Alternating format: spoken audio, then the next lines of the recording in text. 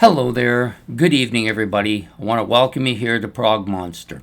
My name is Murph. I am the host of this show, a show dedicated to progressive rock and other forms of rock music. So we're here to do the episode we do every week called What's New. Comes out Saturday night, in which I choose an album that's come out in the current year. This current year happens to be 2025, and the album we're going to be doing for tonight is The Revenge of Alice Cooper, the first album released by the original band since 1973, so 52 years later. Fantastic album. I wish they did a lot more of this stuff. Great. Anyways, this was released on July 25th, 2025. It's about 54 minutes or so in length, which is fairly lengthy for an album. At least it's hard to hold my attention span, but I don't think there's any wasted time. I didn't feel like it was too long. It's on the Ear Music label and produced by Bob Ezrin, who did a lot of the Alice Cooper solo stuff, plus a lot of the original band member stuff as well. So, appearing here, of course, Alice Cooper, lead vocals and harmonica. Michael Bruce, rhythm guitar, backing vocals, keys. And it says he does lead vocals on Famous Face, but I don't think that's true. I've listened to it. It doesn't sound like him. Sounds like Alice. There is a couple of other songs on the album, and I'll mention them when we go through, where it sounds like there's two guys singing, and my suspect that he's the other guy. Also appearing, Dennis Dunaway on bass and backing vocals, and Neil Smith on drums and backing vocals. Additional people appearing. Glenn Buxton does appear doing lead guitar on a previously unreleased track called "What's Happened to You." At least these are unreleased parts, and not the entire track was recorded, and they added these in. That's what it sounds like, anyways. Robbie Krieger appears. Doors guitar player appears here to do lead guitar on the opening track, which is Black Mamba. Rick Tedesco, I believe that's how you pronounce it. Rick Tedesco and Jazzy Hughes play lead guitar on all the other stuff. So we're going to get into it. I'm going to move it here a little bit in so I can talk about it. So overall, the album, very hard rock sound. Some great beefy guitar throughout. Lots of good, solid riffs. Really catchy hooks. The lyrics are fantastic. I feel myself, normally when I listen to music, I'm listening to the music and hearing the vocals and the lyrics in the background. But here I'm like almost focused because Alice's voice is very frontal. The lyrics are kind of funny and quirky, as they always are with this band. That's one of my favorite parts about Alice Cooper, is the lyrics tell stories that are kind of quirky and relatable, you know. Other things, some great drumming on this. I think Neil, fantastic drummer, just great. I love it. The bass is forward at times as well, pretty strong, and the vocals are great throughout the album. Typical early kind of Alice Cooper sounding stuff, like real catchy, creepy at times, haunting at times, snarky at times, just real catchy stuff. So anyways, there are, I believe, 14 tracks in total on this particular album. Comes with a couple of extra tracks as well, but we're only going to stick to the original release album tracks. So the first track is Black Mamba. It's got some spoken creepy words at the beginning, totally well within the Alice Cooper sound. Heavy riff, really beefy, hard rock track. The vocals are from Alice Cooper here, very eerie at times, still very raspy but catchy as hell.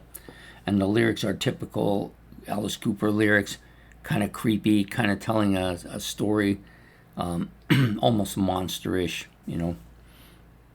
I like this track, probably my favorite on the album. I gave it a 9. I don't give 9s very easily, I think. And since I've done albums this year, I don't think I've given out more than one other 9 that I can think of. Lots of 7s and 8s on this album too. Next song out, really catchy, Wild Ones. Heavy guitar solo that opens up the track. Beefy, catchy riff. Vocals are catchy, harsh, bitey, and it's a fast pace, and the drums are really catchy as well. Up the Night is the next song. This is probably my second favorite track, or at least in the top three. Heavy, dominant drum opening, and it opens up with a pretty heavy drum part. Catchy riff. The solo is ripping. The vocals are typically harsh Alice Cooper vocals. Kill the Flies, another really good kind of tongue-in-cheek song. Starts in a low kind of haunting way. Then it gets this beefy guitar riff going. Some periods of haunting keyboard parts throughout it. It's got a kind of creepy, whiny voice. And the lyrics, once again, are typical tongue-in-cheek type lyrics. The next track out, One Night Stands, another one of them kind of creepy but kind of tongue-in-cheek type songs. It's a heavy track dominated by some heavy drums, creepy vocal parts, and this one's one of the songs that I think you might get the two of them singing here. Multi-vocals, really catchy, timely guitar riff, slow, melodic, heavy, bitey kind of solo. Yeah, and the lyrics again kind of creepy. Blood on the Sun is the next track. Is one of the longest tracks. I think it actually might be the longest track on the album. I did like it. Slow, melodic, heavy keyboard part kind of near the beginning. Multiple vocal parts here. Loud, very kind of heavy and very forward. Guitar becomes dominant and beefy towards the end. Really catchy. Next up is Crap That Gets in the Way of Your Dreams. This one's kind of another kind of tongue-in-cheek, kind of funny stuff, but has some realistic points to it as well. Heavy, catchy guitar riff, whiny, forward, catchy vocals, heavy as hell. Yeah, a lot of hooks on this track, and the guitar solo is fantastic again. This is the other track that I think might be one of my top three favorites on the album. Famous Face, this is supposed to be the track that Michael Bruce does the vocals on, but I don't hear it. I think this is all Alice here. Really raspy voice. It's got a slow, kind of heavy, melodic, beefy guitar part at the beginning. Slow, melodic, but it does speed up, and you get that twin guitar soloing kind of thing going on towards the end of the track. It's probably at this point the weakest track on the album. Towards the front half of the album anyways. Next track up, Money Screams, another good solid heavy track, catchy riff, catchy solo, heavy, deeper vocals than he normally does. It's not that raspy sound, just kind of a deep voice like that. It's got heavy track, lots of hooks throughout this track, so really good one. What's a Sid, catchy rhythm section, kind of a rockabilly-like flavor to it.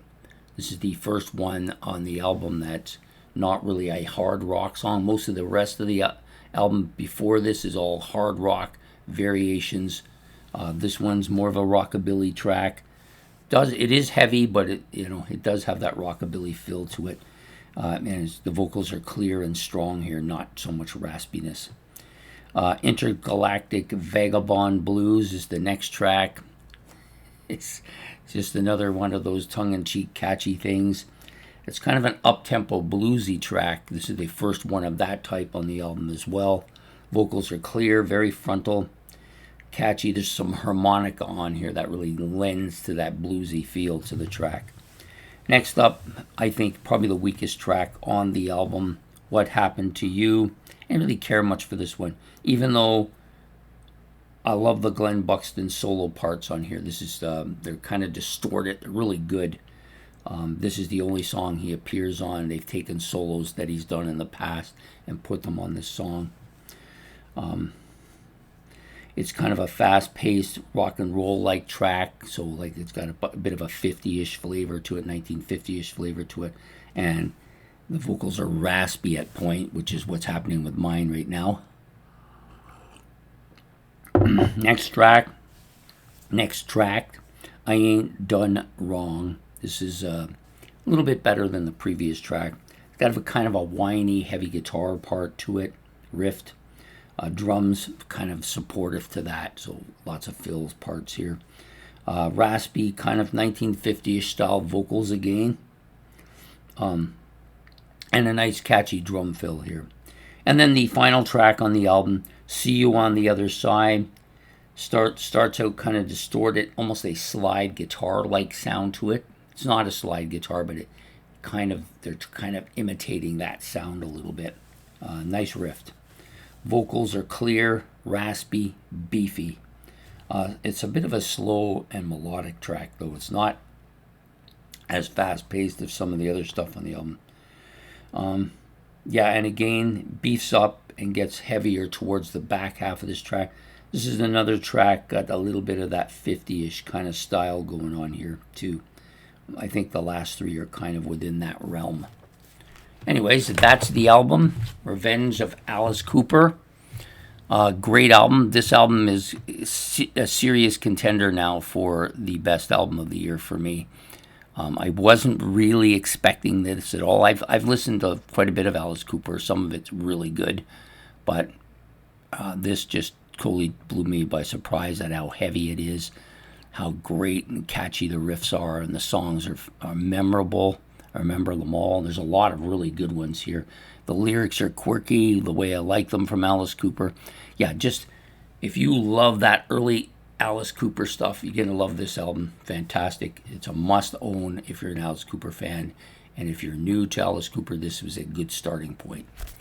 So anyways, that's my review for today on What's New. I hope you've enjoyed this episode. Please hit the like and subscribe. That's much appreciated. If you want to leave any comments about The Revenge of Alice Cooper, about the band, about them getting back together, about the music or anything, you can leave that in the comment section below. We will be back next week with another episode of What's New. Hope to see you then. Have yourself a good evening. Take care. From Prog Monster, goodbye.